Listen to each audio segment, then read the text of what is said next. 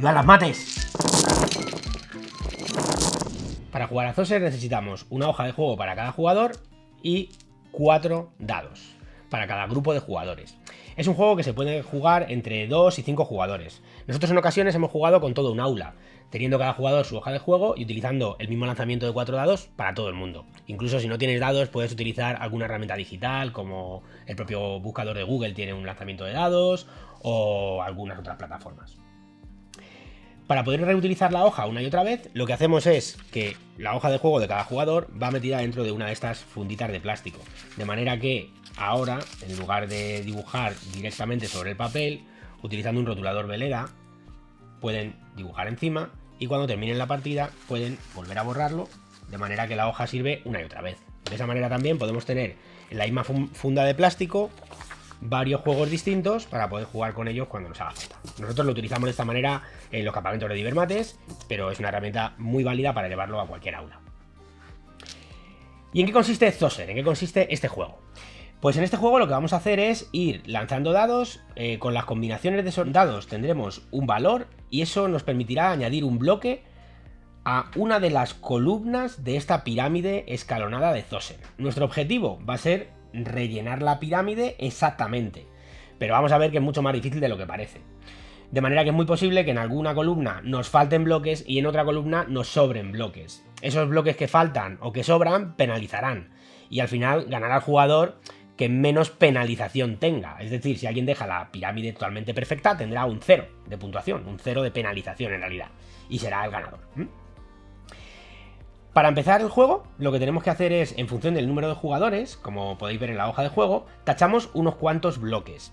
Estos bloques se pueden tachar en la columna que elijas, pero obviamente hay que pensar que son bloques de piedra, la gravedad afecta, así que tendremos que tachar primero bloques en la primera fila y en el caso de que algún número se repita, pues en la segunda, la tercera o como convenga. Por ejemplo, voy a simular una partida para 5 jugadores, entonces necesitaría tachar 6 bloques a mi elección. Y además pone, y la primera casilla del contador de lanzamientos. El contador de lanzamientos es esta franja de aquí, en la que vamos a ir anotando todas las veces que se han lanzado los dados. Porque durante el juego se lanzarán los dados una cantidad exacta de veces, equivalente a la cantidad de bloques que vamos a necesitar para rellenar la pirámide de manera exacta. Bien, tachamos aquí y ahora 6 bloques a mi elección. Pues por ejemplo voy a tachar uno en la columna del 6, 1 en la columna del 8, 2 en la columna del 7, veis que tacho primero el de abajo y luego subo hacia arriba, y por ejemplo también un 9 y por ejemplo también un 5. Bueno, pues estos son mis 6 bloques iniciales. Cada uno de los jugadores elegirá cuáles son los bloques con los que quiere empezar a jugar. Y ahora empieza el juego. El jugador en turno lanza los 4 dados de juego. Por cierto, si vais a jugar con alumnos en clase, al lanzar los dados es muy común que salgan volando por todas partes, así que os aconsejamos que utilicéis una tapa o similar para que lancen los dados dentro de la tapa y no correteen por todo el espacio, ¿vale? Vamos a mover un poquito el dado para explicar mejor cómo funciona el juego. Mirad, con estos 4 dados lo que voy a necesitar ahora es combinarlos 2 a 2, de manera que vamos a tachar 2 bloques de piedra en 2 columnas. ¿Pero en qué 2 columnas? Bueno, pues cada uno de los jugadores va a elegir cómo combinar los 4 dados. Los 4 dados son comunes para todos. Un jugador, por ejemplo, podría decidir que va a tachar un bloque en la columna 3 y otro en la columna 8. ¿Veis? 8, 3. Otro jugador podría decidir tachar en el 7 y en el 4. Incluso cualquiera de ellos, o otro jugador, podría decidir tachar en el 6 y en el 5. La elección de un jugador no afecta a los demás. Aunque un jugador haya elegido 6 y 5, otro jugador puede elegir también 6 y 5. Digamos que todos los jugadores tienen los 4 dados disponibles para combinarlos como ellos quieran. Lo que no pueden hacer, por ejemplo, es decir, voy a tacharme uno en el 8 y otro en el 3. Esto no vale. Siempre tienes que tachar, siempre tienes que agrupar los dados por parejas, 2 y 2.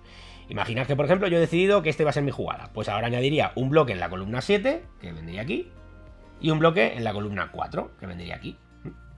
Y tacho, porque ya se han lanzado los dados una vez.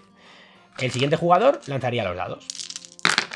Y sale, por ejemplo, esto. Y yo observo lo que hay aquí, he movido esto un poco, observo lo que hay aquí y veo que, por ejemplo, a mí me interesa tacharme un 10 y un 6. Pues tacho un 10 y un 6. Pero bueno, igual en ese mismo lanzamiento otro jugador ha decidido tacharse, por ejemplo, un 11 y un 5. Sería válido.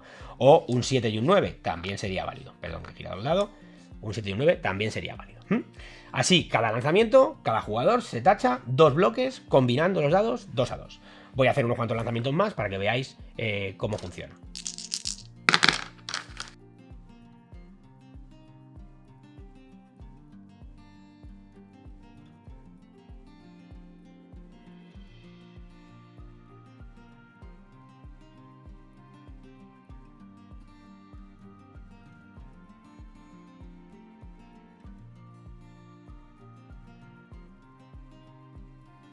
En este juego es común que durante el desarrollo de la partida se te olvide tachar los lanzamientos. No pasa nada, porque en realidad en cualquier momento puedes revisar cuántas veces has lanzado el dado, teniendo en cuenta que inicialmente rellenamos 6 bloques, ahora tengo 1, 2, 3, 4, 5, 6, 7, 8, 9, 10, 11, 12, 13, 14. Pues he hecho 7 lanzamientos. O sea, que aquí en realidad tengo apuntador 5, pero en verdad tendría que haber anotado 2 más.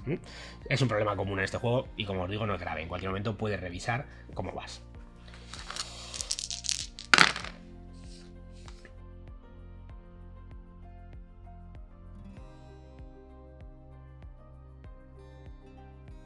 Fijaos, en este momento empieza a surgirnos alguno de las situaciones interesantes de este juego. Me interesa bastante tacharme el 2, porque es una columna que tengo prácticamente vacía. Pero eso me va a obligar a tener que tacharme un 6. ¿Qué ocurre? El 2 me lo relleno aquí, y el 6, como veis, ya tengo la columna completa. Eso significa que tengo que añadir un bloque más en la columna del 6, pero lo tendré que añadir por aquí encima. Esto será penalización. Y de eso es de lo que va el juego, de que en realidad es muy normal que en algunas columnas vayas por encima y en otras te quedes por debajo.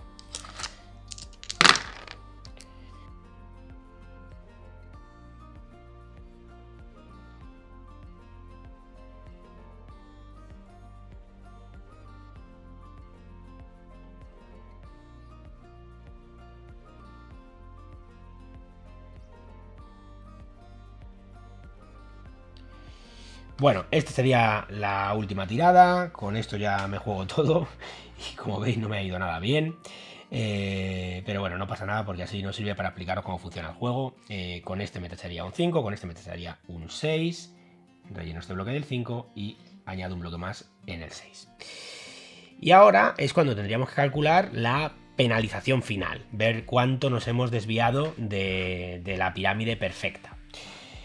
Bien, en nuestra modalidad de juego lo que hacemos es que hemos decidido penalizar más por las columnas de la derecha que por las columnas de la izquierda. Así el juego es un poco más asimétrico y es más interesante. Y también hemos decidido que los bloques penalicen más cuanto más te alejes del borde de la pirámide. Tranquilos porque vais a ver que es muy fácil de entender. Mirad, en esta columna, como está perfecta, pues mi penalización es 0, porque está perfecta. También en esta de aquí, también en la columna número 5... y también en la columna número 10. Todas las demás van a penalizar de alguna manera. Bien. En esta primera columna, en la columna número 3, voy a contar cuántos bloques me faltan, ¿vale? Me falta 1 y me faltan 2. Y ahora lo que voy a hacer es sumar estos números que he utilizado para contar, 1 más 2, en total serían 3, y lo multiplico por el valor de la columna. 3 por 3 serían 9. De esa manera, este primer bloque me ha penalizado por 3 puntos, pero este segundo me ha penalizado ya por 6 puntos. Y así continúo, de forma que además cada columna va a ser cada vez más valiosa, va a penalizarme más. Por ejemplo, esta columna número 6 también he fallado por 2 bloques. 2 más 1 son 3, 3 por 6 son 18. Este está ya penalizado mucho más. La columna número 7 solo tiene un bloque, así que me penaliza por 7. La columna número 8 tiene 2 bloques, así que me va a penalizar por 24. 2 más 1, 3, por 8, 24. La columna 9 la tengo fatal. 1, 2, 3 bloques de diferencia con la pirámide. 3 más 2 son 5, más 1 son 6. 6 por 9, un montón, 54.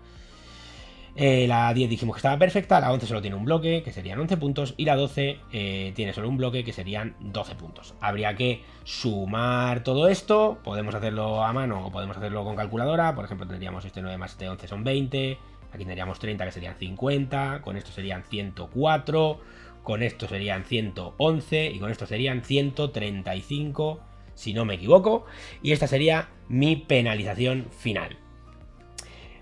No es una buena puntuación, no nos vamos a engañar. También os digo que es muy difícil conseguir la puntuación 0. Es dificilísimo conseguir la puntuación 0.